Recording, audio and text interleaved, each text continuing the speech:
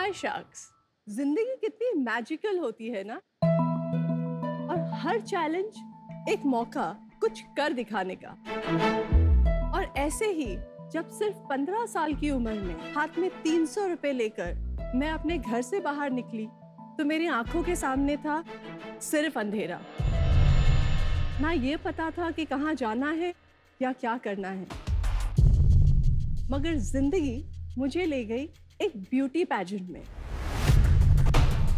जहां मैंने देखा कि कैसे एक ज्वेलरी का पीस आपके पूरे लुक को उभार देता है।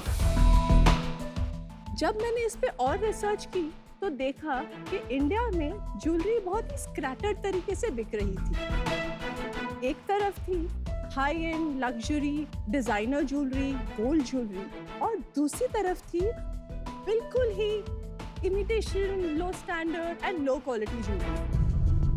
तो मैंने सोचा कि क्यों ना एक ऐसा ब्रांड हो जहां पर हाई क्वालिटी, हाई डिजाइन और ट्रेंड सेटिंग प्रोडक्ट्स हो, और ये सारे एक ही क्लिक पे अवेलेबल हो। और ऐसे ही शुरुआत हुई रुबांस एक्सेसरीज की। और आज हम इंडिया के फास्टेस्ट ग्रोइंग ज्वेलरी ब्रांड हैं। Hi everyone, this is Chinu Kala, founder Rubans Accessories. And hi everyone, I am Amit Kala. We are from the Garden City, Bangalore. Rubans की शुरुआत हमने 2014 में की with just an investment of 3 lakh. आज we are so happy to say कि हम 25 लाख से ज्यादा कस्टमर्स को सर्व कर चुके हैं। वाह। शार्क्स, हमारा अपना विजन है कि हम रुबांस को इंडिया का सबसे बड़ा फैशन ज्वेलरी ब्रांड बनाएं। इसके लिए हम आपसे चाहते हैं 1.5 crore in exchange for 0.5% equity. What? साथ में पानी वानी लाए हो पीने के लिए कि नहीं? I think we met once at in an event in Bangalore, right? Yes. You were also there. Yeah, I was there and मैं actually तीनों की स्टोरी जो पापा से लड़ाई करके घर से जाके उन्होंने अपनी जिंदगी खुद से बनाई, वो स्टोरी मैंने एक्चुअली जोश टॉक्स पे सुनी थी एंड मैं बहुत प्रभावित हुई थी। तो मेरे लिए अभी काफी सेरेंडिपिटस है कि तीसरी चौथी बार मैं आपकी स्टोरी से इंस्पायर हुई हूँ। चीनू और अमित, आपकी स्टोरी की बात चल रही है, तो आप बताइए क्या है आपकी स्टोरी? मैं सिर्फ 15 साल की थी, काफी डिफरेंसेस थे मेरे अपने फादर से। तो एक बार बस डैड ने कहा कि घर छोड़ के चले जाओ। मैंने बैग उठाया, बैग में एक शलवार कमीज था, 300 रुपए थे, और ये लेके मैं निकल गई। क्यों छोड़ दिया भाई घर? मेरी मॉम सऊदी अरेबिया रहती थी। अच्छा। और मैं अपनी स्टेप मॉम के साथ रहती थी, तो घर में काफी इश्यूज होते थे। एक बार इतना बड़ा हो गया कि डैड ने बोला बस अब तुम इस घर में नहीं रह सकती हो। तो मैंने कहा ठीक है, तो मैं इस घर में नहीं रहूंगी। तो मैं नालासोपारा से ट्रेन पकड़ के without ticket central railway station चली गई, और वहाँ पर 2 दिन मैं रही रेलवे स्टेशन पर। यहाँ बॉम्बे में? बॉम्बे में। Oh my God. मेरे पास ना 300 रुपए थे, और मुझे याद है मैंने जाके वड़ा पाव खरीदा, और जब उससे मैंने पैसे दिए 5 रुपए, तो मैं ना एक कैलकुलेशन करने लगी कि कितने दिन मैं खाना खा पाऊंगी और कितने दिन ये 300 रुपए चलेंगे। तो मुझे उस एज में ये रियलाइज हो गया था कि अब मुझे काम करना पड़ेगा, क्योंकि मुझे पैसे कमाने हैं। एजुकेशन क्वालिफिकेशन नहीं थी, अब जॉब भी कोई कैसे दे, क्या करूँ, कुछ समझ नहीं आ रहा था। आपकी मॉम वो काम कर रही थी सऊदी अरेबिया में? यस। तो वो आपको फाइनेंस नहीं कर पाती थी वो टाइम पे जब आपकी मतलब इतनी स्ट्रगल चल रही थी? Just for clarity. वो सऊदी अरेबिया तब गई थी जब मैं 1 साल की थी। 1 महीने के लिए इंडिया आती थी छुट्टियों पर आप टच में नहीं थी? मतलब पड़ोसी के घर में कहीं दूर फोन था, जहाँ पर हफ्ते में 1 बार फोन आता था। बहुत लोगों से वहाँ पे स्टेशन पे बात करी, और एक लेडी ने मुझे डोर टू डोर सेल्स के बारे में बताया, और उसने मुझे ये भी बोला कि यहाँ पर सैलरी नहीं होती है, सिर्फ कमीशन मिलता है। हर पीस जो आप बेचोगे उस पे कमीशन मिलेगा। पहले दिन जब मैं वो बैग उठाकर एक बिल्डिंग में गई और जाके पहली डोरबेल बजाई, दैट लेडी, उसने ओपन किया डोर, उसने मेरे हाथ में वो इतना हैवी एक बड़ा सा झोला था जिसमें फिनाइल थी और नाइफ वगैरह बहुत कुछ था। उसने जो स्लैम कर दिया मेरे फेस पे डोर और बस बोला जाओ यहाँ से। और मैंने 2 दिन से कुछ खाया नहीं हुआ था, लाइफ बहुत डिफिकल्ट थी उस समय। आई स्टार्टेड क्राइंग, मतलब मैं 3 घंटे उस बिल्डिंग के नीचे खड़े होकर रोई। मुझे कुछ समझ नहीं आ रहा था कि अब यहाँ से कहाँ जाना है। और कहाँ रह रही थी आप उस वक्त? तब मैंने उधर ही मुझे पता चला था कि एक डॉर्मेट्री है और डॉर्मेट्री में आपको 25 रुपए दिन के देने होते हैं, तो आपको सिर्फ मैट्रेस और एक मटका देते हैं पानी के लिए। वहाँ मैं 25 लोगों के साथ वो डॉर्मेट्री शेयर कर रही थी। उस समय जब मैं रो रही थी, फिर मुझे लगा अब अगर रो के हार मान ली तो घर जाना पड़ेगा, वो तो करना नहीं था। तो मैंने कहा आज तो कुछ भी हो जाए सेल करके ही जाना है।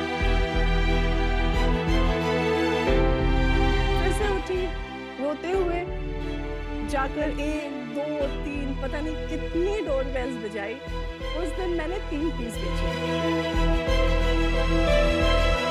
मुझे 20 रुपीस मिलते थे एक पीस पे, मैंने 60 रुपीस कमाए। ऐसे ही सिर्फ 6 से 7 महीने में उधर उन्होंने मेरे अंडर में 3 लड़कियां रख दी। तो ये मैं 16 साल की उम्र में कर रही थी। बस यहाँ से शुरू किया, 1 साल तक मैं यही करती रही। वहाँ से मुझे पता चला कि सूरत में एक जॉब अपॉर्चुनिटी थी येलो पेजेस के डिस्ट्रीब्यूटर के यहाँ। तो वो जॉब के लिए मैं बस एक बैग उठाया और सूरत चली गई। Crazy. तो अब मैं डोर टू डोर से शॉप टू शॉप जा रही थी। उसके बाद मुझे कस्टमर केयर एग्जीक्यूटिव की जॉब मिली टाटा इंडिकॉम के फ्रेंचाइजी पर, और वहीं पर मैं अमित से भी मिली।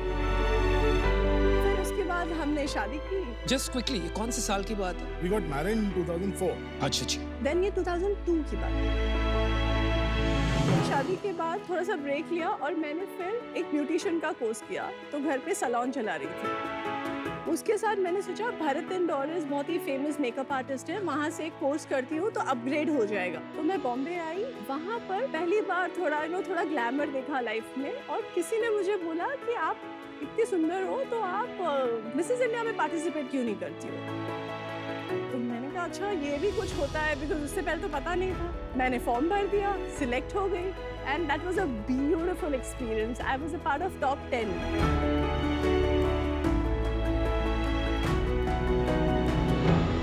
वहीं पर मैंने ज्वेलरी की अहमियत देखी थी, वहीं से ये कहानी शुरू हुई थी। उसके बाद 2014 में मैंने सोचा कि क्यों ना मैं अपना एक ज्वेलरी का ब्रांड शुरू करूं। तो इतने साल की लर्निंग को साथ में एक लव फॉर फैशन जो था मेरा, वो दोनों कंबाइन करके मैंने रुबांस एक्सेसरी शुरू की।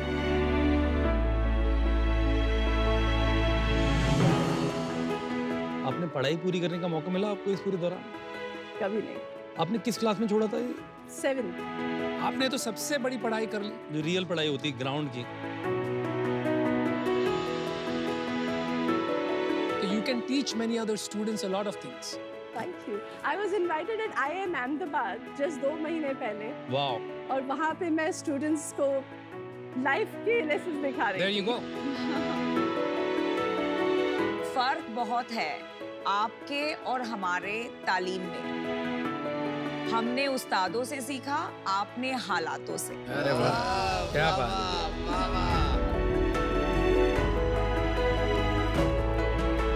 और अमित जी वो टाइम आप क्या कर रहे थे जरा? मैं स्टार स्पोर्ट्स एंड ESPN के लिए 2007 से 2011 तक काम कर रहा था। क्या काम करते थे आप? डिस्ट्रीब्यूशन देखता था मैं। अच्छा जी। एंड देन 2011 से 2020 तक मैंने वायाकॉम नेटवर्क 18 के लिए काम किया।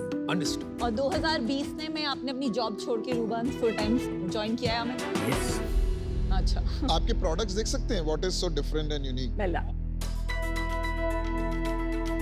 वाह, सरताज लगोगे, पहन के दिखाओ। Wow. I'd like you to try this. This is one of my favorite. Oh wow, it looks amazing. Oh my god, I love it. These are like, you know, JLo earrings. Yes. इसका price क्या होगा? This will be for 8,000. And this will also be same नहीं range. नहीं, ये 2200. Right. ये वाला 650. ये आप इंडिया में बनाते हैं? हाँ जी, हाँ। कहाँ पे इंडिया में कहाँ बनाते हैं? मेजर हब्स हैं कलकत्ता के गांव, थोड़ा दिल्ली में है, बॉम्बे है, and Rajasthan is very big. Designs आपके हैं या रेडीमेड अवेलेबल होते हैं? आप क्यूरेट करते हैं, चूज करते हैं उनको? So 80% डिजाइन हमारे हैं, 20% यस हम क्यूरेशन करते हैं। तो वो डिजाइनर्स हैं आपकी टीम में? यस, मैं जयपुर से आता हूँ और वहाँ पर मैंने बहुत सारी दुकानें देखी हैं जिसपे ये माल मिलता है। बिल्कुल। इनकी जो प्राइस है वर्सेस अगर मैं लोकल शॉप पे जाके सिमिलर आइटम खरीदता हूँ उसमें कितना डिफरेंस है? जो आप कॉमन शॉप्स में देखेंगे वो 10 शॉप पे अवेलेबल होगा, बट अगर आप मुझे बोलते हैं कि सेम डिजाइन कहीं पर अगर किसी ने मेरा कॉपी किया है तो वो 20-25% हम उससे महंगे ही होंगे। समझ गया। सेकंड क्वेश्चन, इसका मार्केट साइज क्या है? कितनी बड़ी इंडस्ट्री है ये फैशन ज्वेलरी की? एज ऑफ लास्ट ईयर करीब 26,000 करोड़ की थी। बाय 2027 आई थिंक हम देख रहे हैं करीब 45,000 करोड़ की industry. And mostly unorganized. 88% unorganised, Wow. क्योंकि 12% शेयर सिर्फ ऑर्गेनाइज्ड या ब्रांड्स के पास है। मैंने जितना देखा है हम खेल रहे हैं डिजाइन पे और प्राइसिंग पे, ये दो चीजों पे खेल रहे हैं, पर ब्रांड के लिए आप क्या कर रहे हैं? मतलब कैसे बनेगा ये ब्रांड बड़ा? कुछ नंबर्स देना चाहूंगी मैं आपको। हमारी अब 30% रिपीट रेट है, so customers like our brand, they like our design, जो एक बहुत बड़ा अपॉर्चुनिटी हमारे लिए है D2C के लिए। और हम बूटस्ट्रैप कंपनी है और बहुत ही लीन टीम है, तो उस पर हम कभी फोकस ही नहीं कर पाए, बट हमने ब्रांड क्रिएट किया है to a certain extent. Myntra में ही 40% कस्टमर्स हमारा नाम सर्च करके हमारा प्रोडक्ट्स खरीदते हैं। आपकी कितनी सर्चेज होती हैं पर डे, कुछ अंदाजा दीजिए? 38,000 सर्चेज होती हैं, 18,000 ऑर्डर्स आते हैं पर मंथ। कंज्यूमर रेटिंग क्या आते हैं आपकी?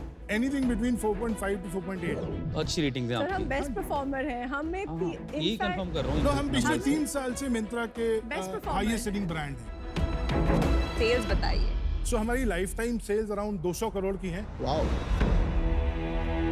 FY21 में हमने नेट 29.7 करोड़ किया। 22 में हमने 51 करोड़ पे क्लोज किया है, Well done. And this year we should be closing at 65 crore. और इसमें प्रॉफिट कितना था आपका? 51 में और 65? 51 में हमारा एबिटा मार्जिन उस समय 8% था। हमारी नेट सेल 36 करोड़ की थी। तो आपने फिर 2.5 करोड़ कमाए, 2.5-3 करोड़। और अभी इस साल नेट रेवेन्यू कितना होगा? इस साल नेट रेवेन्यू हम अराउंड 44 से 45 करोड़ 45 करेंगे पे क्लोज करेंगे। और कितना प्रॉफिट कमाएंगे आप? 15% EBITDA. Well done. Main jewellery business कहाँ चलता है, कहाँ पे बिकता है? मिंत्रा। कितना परसेंटेज है आपका? हमारा अराउंड 75% बिजनेस मिंत्रा से आता है। That's huge. D2C हमने आज से 6 महीने पहले शुरू किया है। इस साल में हम करीब 8 करोड़ कर लेंगे अपने D2C पे। When you say D2C, आप कैसे, क्या परिभाषा है आपकी D2C की? अपने हम अपनी वेबसाइट पे जो website। बिजनेस। ठीक है, उसमें आप अभी 6 महीने हुए। एक ही प्लेटफॉर्म से 75% share is like giving the power to that platform, right? Vulnerable थोड़ा। नहीं, it is more to do with where the customer is, because हमारे प्रोडक्ट्स के ASP जो हैं वो मार्केट से थोड़े ज्यादा हैं, बिकॉज किसी भी ऑनलाइन प्लेटफॉर्म पे सबका ASP 280 से 300 रुपए है। हमारा ASP 800 रुपए है। 800 रुपए आपने बोला ASP, ये डिस्काउंट के बाद है? या है हाँ, और ग्रॉस मार्जिन कितना होता है उस पे? 70%। आप लोग का जो इक्विटी का कैप टेबल है वो कैसा दिखता है? दोनों के बीच में क्या स्प्लिट है इक्विटी शेयर्स का? सो अभी तक तो वो मेरा ही चेक साइन करती हैं सैलरी का। She owns 81%. She and her mother own 81%. बाकी उन किसके पास है उनमें? सो मिंत्रा का एक्सेलरेटर प्रोग्राम का भी पार्ट है। हाँ जी। सो उसमें हमने 2018 में 19% वहां दिया। आपका अपनी वेबसाइट पे कैक क्या है? 356 रुपीज। एंड आज तक आपने फंड रेज नहीं किया? नहीं, फंड नहीं रेज किया। अभी फिलहाल टीम में आप दोनों हैं, राइट? जी। और कौन है टीम में? एट अ बिगर लेवल तो हम दोनों ही हैं और कोई नहीं। पर आपके पास पैसे की तो कमी नहीं है, आपने 2-2.5 करोड़ का एबिटा बनाया, अभी आप 5-6 करोड़ का बना रहे हैं, तो आपने एक सॉलिड जबरदस्त टीम क्यों नहीं इन्वेस्ट किया? नो पीयूष, आई थिंक जो जर्नी हमारी 0 to 1 की है वो एक लेवल तक हमने चली है। आई थिंक 1 to 10 और 10 to 100 की जर्नी थोड़ी डिफरेंट है। हमारा एक रीजन यहाँ पर आने का ये भी था कि आपके एक्सपीरियंस से अगर हम एक गलती कम करेंगे ना आगे लाइफ में, आई थिंक वर्थ इट। मुझे ये लगता है कि अपने को अगर इस कंपनी को थोड़ा बेटर मार्जिन प्रोफाइल में ले जाना पड़ेगा तो अपने एवरेज ऑर्डर वैल्यू ऊपर खींचनी पड़ेगी। तो इसके अंदर आपका कोई व्यू पॉइंट है कि आपके जो 800 रुपए का ऑर्डर वैल्यू आता है उसको ऊपर ले जाने का स्कोप है या नहीं? हमने इसी को एड्रेस करने के लिए अपनी वेबसाइट पे हमारा ASP है 1700 रुपए का। ये एक प्रोडक्ट की वैल्यू है या फिर एक ऑर्डर की वैल्यू है? नहीं एवरेज सेलिंग प्राइस। 2-3 प्रोडक्ट लगते हैं उसमें एक प्रोडक्ट लगता है। नो, सो हमारा average basket size is 1.1। God है। सेकंड, मुझे लगता है कि आपकी जो टीम में एक चीज का मिसिंग लिंक है, वो आपको एक टेक मार्केटिंग टाइप का को-फाउंडर चाहिए होगा। क्या आप ओपन होंगे एक को-फाउंडर लाने के लिए? सारी केमिस्ट्री खराब हो जाएगी। 2 अच्छे खासे आप यहाँ तक ले आए हो धंधा। बहुत बड़े बड़े D2C ब्रांड्स बन गए विदाउट टेक। को-फाउंडर नहीं सोच रहे हैं, बट अगर हमें टीम खड़ी करनी है तो वो तो को-फाउंडर के बगैर नहीं हो सकती। अरे वेल डन, वेल सेड। अभी ओपन नहीं रहेंगे आप? नहीं। मुझे लगता है कि आपका बिजनेस आपने अच्छा बनाया है। मैं इस समय बाहर होना चाहूँगा आपके इस ऑफर से। तो प्राइमरी रीजन है कि मेरे को लगता है कि टेक और प्रोडक्ट का जो आपका और डिजिटल मार्केटिंग का जो आपका इंपॉर्टेंस आप दे रहे हो और को फाउंडर लाने के लिए ओपननेस नहीं, मेरे को लगता है स्केल अप वहीं से आना है। और मुझे लगा कि वहाँ पर आप लोग का प्रोडक्ट अच्छा है, एक चीज़ एक पिलर मिसिंग है और उसके लिए ओपननेस कम लगी मेरे को, इसलिए आज मैं बाहर जाना चाहूँगा। आई थिंक चीनू, जो आपने ट्रू एंटरप्रेन्योरशिप ने रिफ्लेक्ट किया है for sure, because entrepreneur is all about the Perseverance. I think जिस स्टेज पे अभी आपका बिजनेस आ गया है ना, यहाँ से जर्नी एक अलग जर्नी है।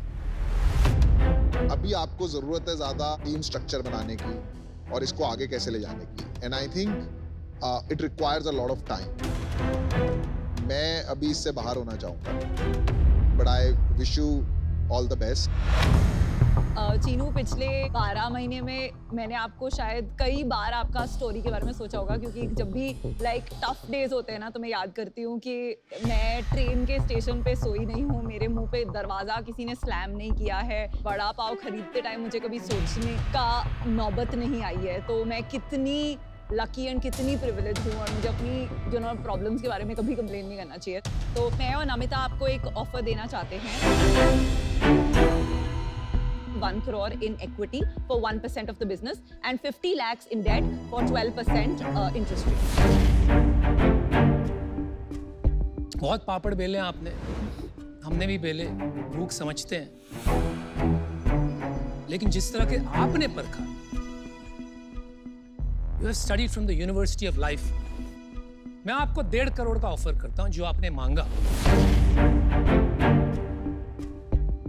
वही वैल्यूएशन पे जो इन्होंने दिया, लेकिन कोई डेट नहीं। मुझे लगता है कि अभी 6-6.5 करोड़ का EBITDA है आपको लग रहा है वो बहुत ज्यादा है, बट जैसे ग्रोथ में पैसा डालेंगे ना, तो बहुत जरूर नीड पड़ेगी, तो उसमें डेट बांध लेना ये टाइम पे मैं नहीं समझता हूँ is wise.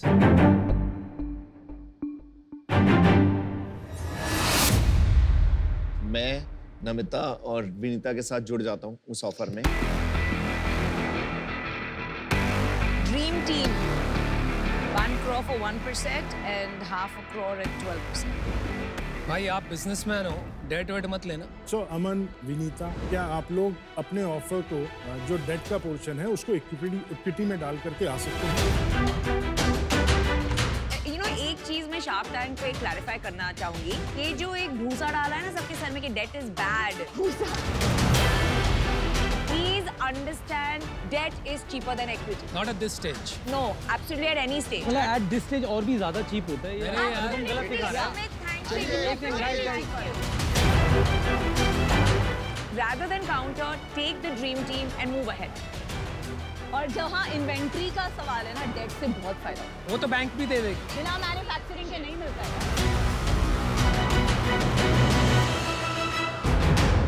I think we'll go with the dream We'll go team. with the deal.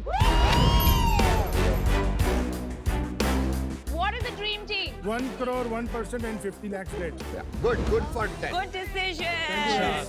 My people do. You made the right call, Amit.